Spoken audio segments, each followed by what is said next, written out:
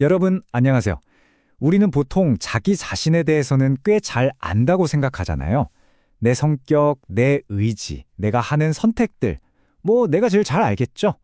근데 만약에 우리가 굳게 믿고 있던 그 모든 게 사실은 정반대라면 어떨까요? 오늘 바로 그 얘기를 해보려고 합니다. 우리가 우리 마음에 대해 얼마나 거꾸로 또 잘못 알고 있었는지 말이죠. 자, 첫 번째 질문부터 바로 던져볼게요. 우리는 종종 이런 말 하잖아요. 아, 나는 원래 이런 사람이야. 정말 그럴까요? 여러분의 성격, 평생 안 변하고 딱 고정되어 있는 걸까요? 두 번째 질문. 이건 의지의 문제야. 이런 말도 참 많이 하죠. 근데 정말 우리 의지력이라는 게 무슨 마르지 않는 샘물 같은 걸까요?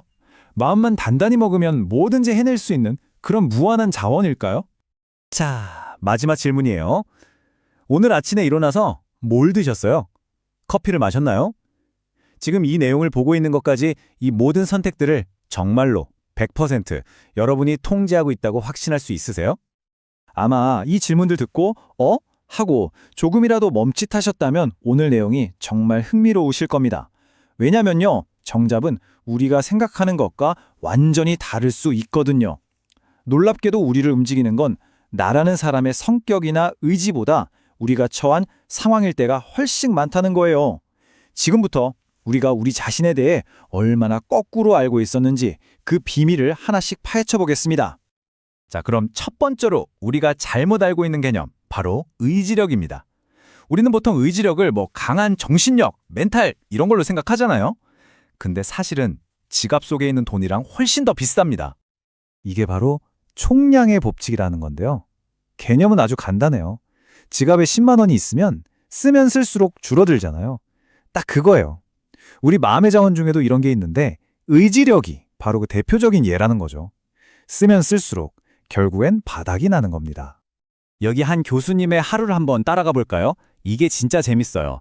아침에 대학원생이 가져온 엉망인 보고서를 보고 화를 꾹 참는데 의지력 3만 원을 씁니다. 점심때는 또 동료 교수가 얄밉게 구는 걸 견디면서 4만 원을 더 쓰고요. 그러다 오후에 딸한테 시험 망쳤다는 전화를 받고 나서는 마지막 남은 3만 원까지 싹 다 써버리는 거죠. 자, 이제 어떻게 됐을까요?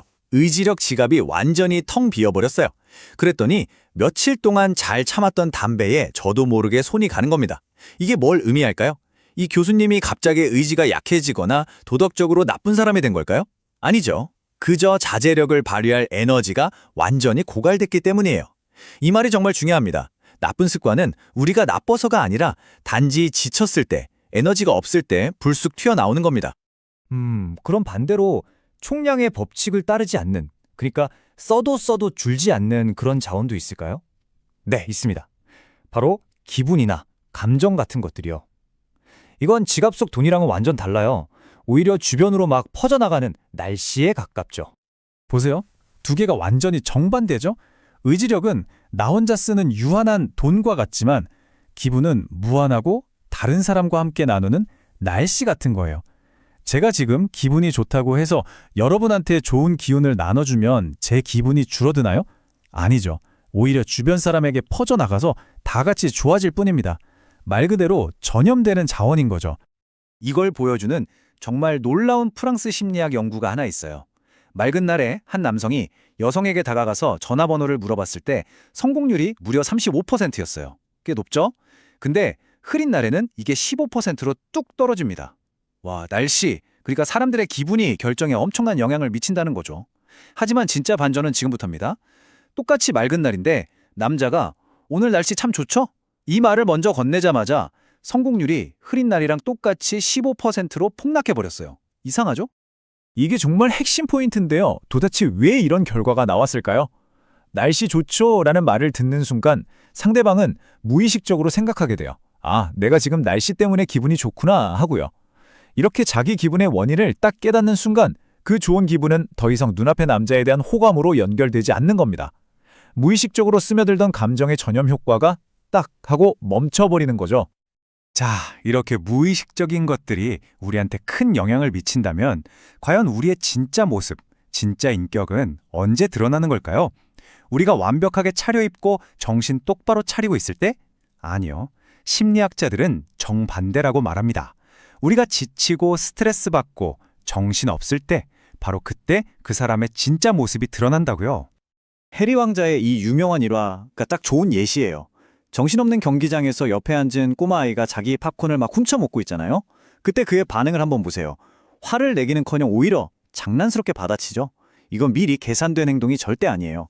수많은 공식 행사로 지칠 대로 지쳐있고 주변은 시끄럽고 정신없는 상황에서 무의식적으로 툭 튀어나온 습관인 겁니다.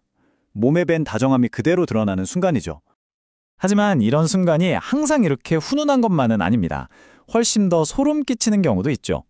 아버지가 심근경색으로 쓰러져서 응급실에 갔다는 동생의 다급한 전화를 받은 언니의 첫마디를 한번 들어보세요. 거기가 어디야? 나? 아빠는 괜찮으셔? 가 아니었어요. 왜 응급실에 전화하기 전에 나한테 먼저 전화 안 했어? 였죠. 이 무의식적인 첫 반응에서 그녀에게 아버지의 목숨보다 더 중요한 게 뭔지 명확하게 드러납니다. 바로 모든 상황을 자기가 통제해야 한다는 것. 그게 훨씬 더 중요했던 거죠. 자, 이제 우리가 스스로에 대해 가장 심각하고 그리고 가장 중요하게 거꾸로 생각하는 마지막 개념으로 넘어가 보겠습니다. 바로 신체적인 고통과 정신적인 고통을 대하는 우리의 태도에 대한 이야기입니다. 예를 들어 우리가 넘어져서 뼈가 부러졌다고 생각해 보세요. 당연히 엄청나게 아프겠죠? 그때 우리 뇌를 스캔해보면 전측 대상회라는 특정 부위가 빨갛게 활성화되는 걸 볼 수 있어요. 여기가 바로 우리 뇌의 통증 센터입니다. 그런데요, 과학자들이 정말 놀라운 사실을 하나 발견했습니다. 끔찍한 이별을 겪거나 정말 믿었던 사람에게 배신당했을 때처럼 마음이 찢어질 듯이 아플 때 그때 뇌를 촬영해봤더니 놀랍게도 뼈가 부러졌을 때와 똑같은 부위, 바로 그 통증 센터가 똑같이 활성화되는 겁니다. 그러니까 핵심은 이거예요. 우리 뇌는요, 신체적인 고통이랑 감정적인 고통을 거의 구분하지 못한다는 겁니다. 실제로 진통제를 먹으면 사회적 거절에서 오는 마음의 아픔이 줄어든다는 연구 결과도 있을 정도예요. 근데 우리의 태도는 어떤가요? 완전히 정반대죠. 팔이 부러진 친구한테 야, 너 의지가 왜 그렇게 약해? 라고 말하는 사람은 없잖아요. 하지만 마음이 아픈 내 자신에게는 어때요? 왜 아직도 힘들어해? 빨리 잊어버려! 라면서 스스로로 막 몰아붙이죠. 이게 바로 우리가 저지르는 거꾸로 된 실수입니다. 우리 뇌는 팔이 부러져서 피를 흘리는 것과 마음이 찢어져 피눈물을 흘리는 것을 똑같은 고통으로 받아들입니다. 그런데 도대체 왜 우리는 우리 자신에게만 이렇게 모질게 구는 걸까요? 이 질문을 여러분께 마지막으로 남기고 싶습니다. 만약 지금 누군가 때문에 혹은 어떤 일 때문에 마음이 너무 고통스럽다면 그건 여러분의 뼈가 부러진 것과 똑같은 상태라는 걸 기억해 주세요. 그럴 때야말로 다른 누구도 아닌 자기 자신에게 가장 따뜻하게 대해줘야 할 때가 아닐까요?